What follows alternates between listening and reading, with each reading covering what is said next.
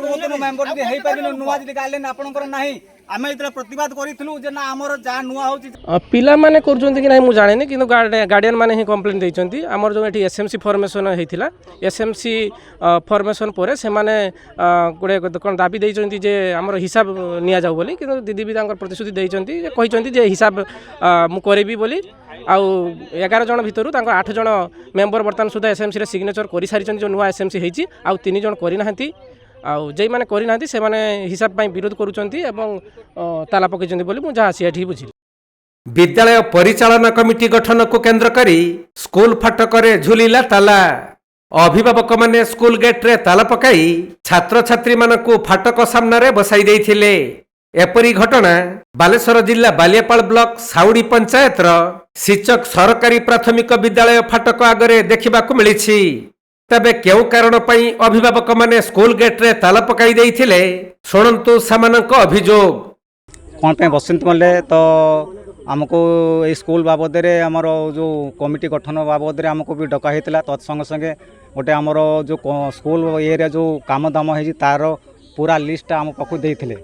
तो सही बाबद आम भी आसलु बसीलु तो सर्वप्रथम आम रिक्वेस्ट रखीलु जो सीएसआर अच्छा भी रिक्वेस्ट रखीलु एवं जो हेड सार भी अच्छी भी रिक्वेस्ट रखीलु जे ठीक अच्छे आम तो कमिटी गठन करूँ कमिटी गठन करने पूर्वर किंतु आमर जो पर्चिटा लंबा पर्चिटा जो एबे मिली ता बाबद आम बुझापी चाहूँ तो सही मत प्रश्न कले जो आमर सेठ सार एवं जो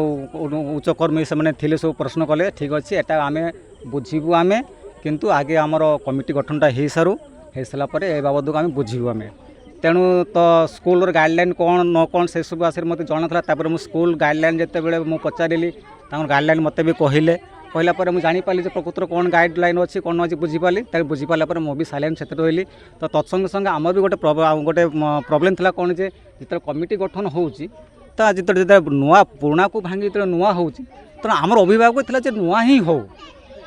संपूर्ण नुआ भी हो जे भी व्यक्ति भी हो विशेषज्ञ जे भी हो कौन असुविधा नहीं कि संपूर्ण नुआ हवा दरकार था नुआ भी हो कि से बाबद को किसी भी रेस्पॉन्सिबिलिटी मत आसलानी जे सेठू आमर को ऊपर ऑफिसर जे कहले नुआ भी हो पार पुराणा भी हो पार तो कमिटी गठनटा होता गत 8 तारिख होता तेणु से बाबद को भी आम रिक्वेस्ट आज्ञा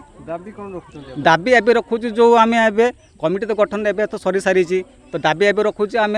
पिलांर जो स्कूल बाबद जो लंबा पर्चिटा आमको मिली ता बाबद आम हिसाब चाहूँ तत्संगे संगे ए कमिटी टोटाली आम रखापी चाहूना संपूर्ण नुआ जिते हो नुआ कमिटी गठन करा जाऊ। तबे सरकार नियम अनुजाई विभागीय अधिकारी उपस्थिति रे स्कूल परिचालना कमिटीर समस्त सदस्य निर्वाचित होइथिले किंतु पराजित सदस्य माने सही निर्वाचन को बातिल करिबा पई प्रधान शिक्षयित्री को तागिद करिथिले भी ताहा संभव न हेबारु स्कूल गेट रे ताला पकाइबा भली अप्रीतिकर परिस्थिति सृष्टि होइथिला। स्कूल गेट रे ताला पड़ी थिबार खबर पाई स्थानीय सरपंच और सीआरसीसी प्रमुख घटनास्थल रे पहुंची आंदोलनकारी अभिभावक मानकु बुझासुझा करिथिले। ए बाबद रे प्रधान शिक्षयित्री प्रतिक्रिया निया जिबारु सरकार विधि व्यवस्था रे परिचालना कमिटी गठन होईछि बोली कहिसंती। तथापि भी जदि कौनसी समस्या रही थाए ताहले विभागीय उच्च पदस्थ अधिकारी दृष्टिगोचर कोणा जाई ताहार समाधान करा जाई परिबो। आमर ये कमिटी गठन पाई माने नोटिस दिया सब पितामाता आसिला सीआरसी सार को डाका होता सीआरसी सार भी थिले से माने मेंबर आमको बाछिकी देले मेंबर बाछा सरीला ये कथाटा बाहरला जे मीटिंग हैला परे आमे दस्खत मारिबा तापर से माने 8 जन आसिकी दस्खत मारले आ 3 जन दस्खत मार नथिले। दस्खतटा केबे हेतिला काली हेतिला रेजुलेशन केबे हेतिला रेजुलेशन से दिन लेखा हेतिला अधे अधे लेखिकी आम कहलु जो दिन कमिटी हवा कथा से दिन तो रेजुलेशन लेखि से दिन साइन हवा कथा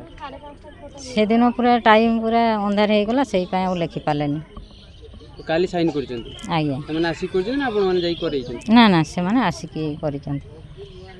आपण ग्रामवासी माने ग्रामवासी को माने देइथिले प्रतिश्रुति जे 8 तारिख करबे हमर भी हेइ सर आमे हम प्रतिश्रुति देइथिने किछि असुविधा नै मीटिंग डाकिबा पूरा पीटीए मीटिंग तापर हिसाब हम माने भल कि हिसाब हो किछि असुविधा नै मु प्रतिश्रुति देइथिने तापर मेंशन हेइ कि पुनी पठै देबाटा ब्लॉक को एटा ठीक लागे सर सेटा होचे आम नियम किछो करि परबा आपण कहंतु ଯେ କମିଟି ଗଠନ ହେଲା ପରେ ଗାଁ ଲୋକ ଆମକୁ ମେମ୍ବର ବାଛିକି ଦେଲା ପରେ ଆମେ କେମିତି ନ ଦେବା କୁହନ୍ତୁ। ଗ୍ରାମବାସୀ କହୁଛନ୍ତି କାହା ଚାପରେ ପୂର୍ବତନ ଯୋଉ ଚେୟାରମ୍ୟାନ୍ ଥିଲେ ତାଙ୍କ ଚାପରେ ଆପଣ ଡରି ନା ନା ନା